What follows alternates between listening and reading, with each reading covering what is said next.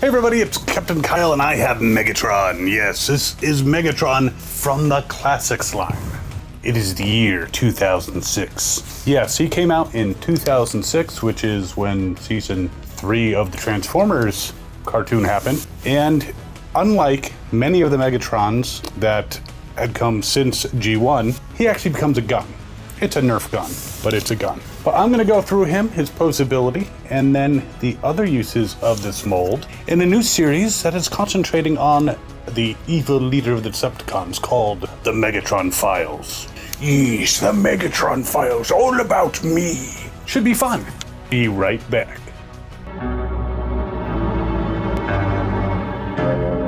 All right, so the Classics in 2006 was a departure from tank Megatrons that we'd had, and of course, yes, the Beast Wars Megatrons, yes, and, you know, whatever other Megatrons they came up with, Action Master, that didn't become guns. But this guy, and I will put him on the turntable of doom, definitely had the head for it and the fusion cannon, but the wings were a little bit of a departure. But still, at the time, everyone was very excited to finally get a Megatron who changed into a gun who is basically supposed to be representative of the G1. Now, he's got some neat features. He's got light piping on the back of his head that goes to his eyes, so his eyes will glow green, not red. We'll leave that for other uses of the mold. And so it was a very cool thing. It did have an orange tip on both the scope and the eventual gun. It's on his shoulder right now for, you know, safety reasons. But still, it was Megatron. At last. So let's go over some posability. Now, this is the Classics line, and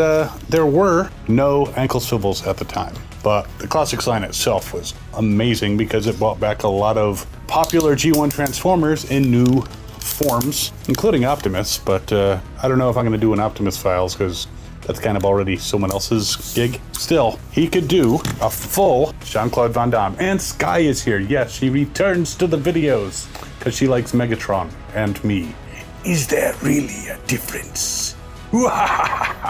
He could also, unlike his G1 counterpart, you're right in the way of the camera, yeah, sit over there. He could kick forward pretty high. He could kick back, and it even went between his wings, but still hits this trigger guard piece here. Of course, he could do side kicks actually pretty dang high. I am very impressed. And then you could do that, and he's really kicking. There was no twisting at the waist. The transformation does not allow it. Over the arms, if you moved back his wings, you could get the arms to go all the way around, and they still have a nice ratchet to them. Sometimes that makes me nervous, but it has a ratchet. He could bend at the elbow, and he also has swivels that go all the way back. And the head itself turns all the way around.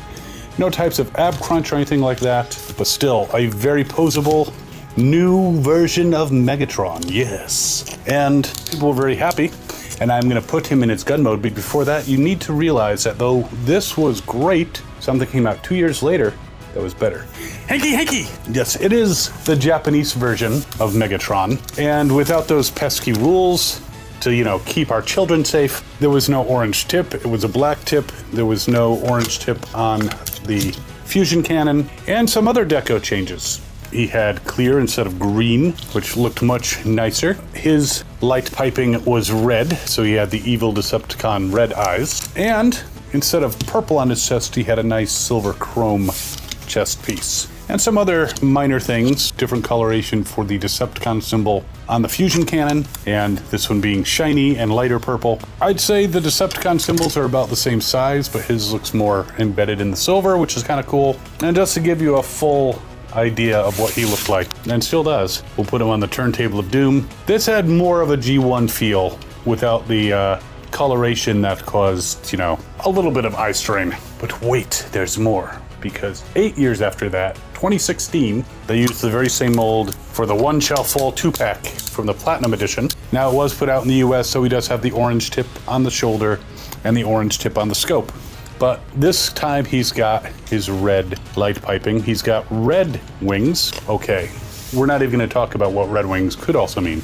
There's a Transformer called Red Wing. Come on. A lot more red deco, though the chest, not chrome, but still silver with a nice Decepticon symbol with some gold accents. A very cool version of Megatron. And yeah, definitely a step up from garish colors. Now, I'm not going to diss this toy because this was the first gun Megatron we'd seen in many, many, many years, other than reissues from Japan, which, you know, you had to import, and, you know, I wish I still had those because they actually shot bullets. But let's put these Megatrons into their gun mode so you can appreciate the power of Megatron. So there is the Classics Megatron in gun mode, and again, like I said, it's kind of Nerf gun or like a futuristic blaster. Makes nice clicking noises when you pull the trigger. A pretty good gun overall, and square enough that I can actually show you all sides on the turntable of doom. And you can look through, and it's kind of a scope. Kind of hard to see, maybe it's dusty, but you can kind of use it as a scope. Now, I have to say the transformation is quite clever. In fact, I realized probably in robot mode I didn't slide up his shins, but it's pretty neat because it's got clips. Now, they make me a little nervous because they're clips, but they snap in together so that it's a very solid gun mode. This has a post it goes into, and then it attaches to either side of the wings that form the sides of the gun, though I can say guns because I have more than one. There's even a little slot here so that the little spike on the knee can push in there and keep it in place. So it's a clever transformation. It's a weird looking gun, but he's still a very cool transformer. I don't know that this mold was ever used by BotCon. I don't believe it has. Now the Japanese one looks a little more deadly, though still kind of Nerf gun-like, and that's more having to do with the shape than anything else. But the deco and the scope is red instead of green, which kind of makes sense because they would use that particular color. But it's a very, very nice redeco of the Classics, and probably the closest to G1 that we've gotten that gets into gun mode, other than a certain legend that we'll talk about eventually. Now, the Platinum Edition, very red, which is cool. Same cleverness and design, same red scope, and the deco is a little more muted, and again, it's because it's red and it's got the orange tips, it's less likely to get you killed. Not that I think the Japanese one will get you killed, but again, they're guns. Say hello to my little friends! And this one too, you know, because I don't want them to feel left out. I will destroy all of you. Wahaha! Say hello to my fusion cannon! So there you have it. 3 uses of this Megatron mold. Ooh, the triple turntable of doom. And they're very cool. I will put links in the description so you can get these guys. Again, it was very exciting back in 2006 when this Megatron came out. I was like, yeah, need that. It was about maybe 4 years before the Great Purge, but we don't like to talk about that. And interestingly, I mean, the Classics, I'm sorry, it's not an orange tip, it's actually kind of a yellow tip, as you can see in here, unless my colors have changed on this thing, but definitely orange on the new Platinum Edition. So they're very cool. I highly recommend them. They're definitely a fun version of Megatron, especially after the drought we had before that. And we're still having a drought of gun-formed Megatron. We're getting all the tanks, which a tank makes more sense as an alt mode because someone had to always pull his trigger, but it's still nice to call back to the original G1. So yeah, I have fun with these guys.